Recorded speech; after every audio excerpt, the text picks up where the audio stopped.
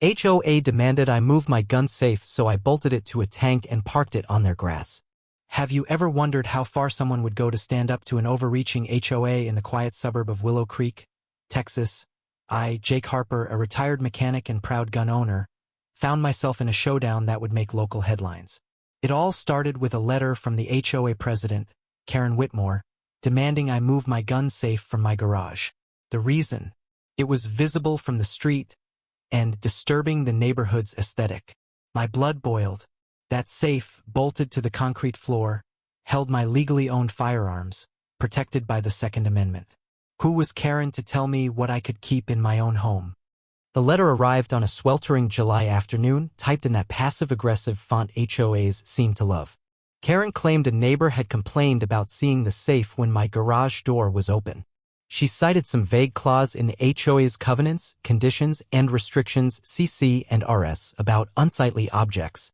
I checked the rules myself, nothing about gun safes. I called her to clarify, but she doubled down, insisting it was a safety hazard and needed to be relocated or concealed immediately. I laughed. Relocate a 1,200-pound safe? Not happening. I told her it was bolted down for security per industry standards and I wasn't breaking any laws. Her response? We'll see about that, Mr. Harper. Game on.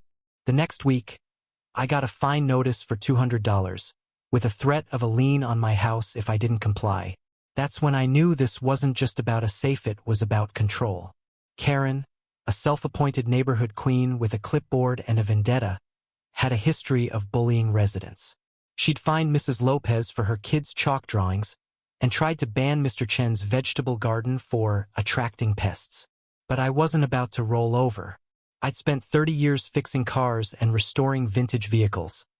I knew how to fight a battle with tools and grit, and I had an ace up my sleeve. A 1944 M4 Sherman tank I'd restored as a passion project. My plan was simple but bold.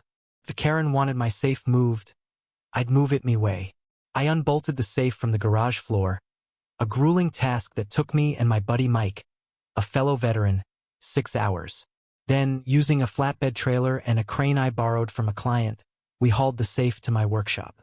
There, I welded a steel platform onto the tank's hull and bolted the safe to it, secure as Fort Knox.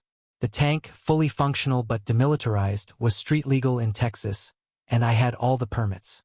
I painted a cheeky sign on the safe, property of Jake Harper protected by the Second Amendment. Then, at dawn on a Saturday, I drove the tank to the HOA's prized community green, a manicured lawn Karen treated like her personal kingdom, and parked it dead center on the grass. By 8 a.m., the neighborhood was buzzing. Kids climbed on the tank, snapping selfies.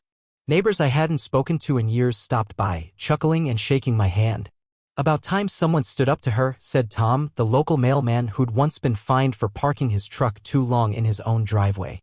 But the real show started when Karen arrived, her face redder than a stop sign. This is outrageous, she shrieked, waving her phone like a weapon. You're destroying HOA property. Move this monstrosity now. I leaned against the tank, sipping coffee, and pointed to my permits taped to the safe. It's legally parked, Karen. And my safe's no longer in the garage, per your request. Her jaw dropped. Enter an unexpected twist. Mrs. Evelyn Carter, an 80-year-old widow who rarely left her house, rolled up in her golf cart. Evelyn, it turned out, was a retired lawyer who'd helped draft the HOA's original CC and RS in the 90s. She'd been watching Karen's antics for years and had had enough. Karen, she said, her voice sharp, you're out of line. The HOA can't regulate what's inside a homeowner's property, and you know it. Jake's safe was legal, and this tank isn't breaking any rules either. She pulled out a copy of the CC and RS, highlighting sections Karen had conveniently ignored. The crowd murmured in approval. Karen, flustered, stammered about escalating this to the board. The showdown peaked at the next HOA meeting, held in the community center with standing room only. Karen presented her case, projecting photos of the tank and my safe like they were evidence in a murder trial. She demanded a vote to amend the CC and RS to ban military vehicles and visible safes. I took the floor, armed with research. I cited District of Columbia versus Heller, which protects the right to keep firearms in the home, and Texas state law, which limits HOA overreach on constitutional rights. I also shared a petition signed by 60% of the neighborhood supporting my right to keep the safe and tank. Evelyn backed me up, exposing Karen's pattern of unenforceable fines and selective rulemaking. The board, sensing the room's mood, tabled Karen's proposal. Karen's empire crumbled.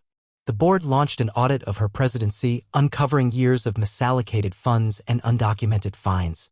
She resigned in disgrace, citing personal reasons, but whispers spread that she'd moved to a condo in another state. The tank stayed on the green for a week, a symbol of defiance, before I drove it back to my workshop. I reinstalled the safe in my garage, this time with a custom cover to avoid future drama. The new HOA president, Tom the mailman, promised transparency and fewer petty rules. Looking back, I didn't set out to be a hero. I just wanted to protect my rights and live in peace. Standing up to Karen showed me the power of community and a little creative rebellion. It reminded me that freedom isn't free, sometimes it takes a tank to defend it. What do you think? Did I go too far, or was this a justified stand against HOA overreach? Share your thoughts below.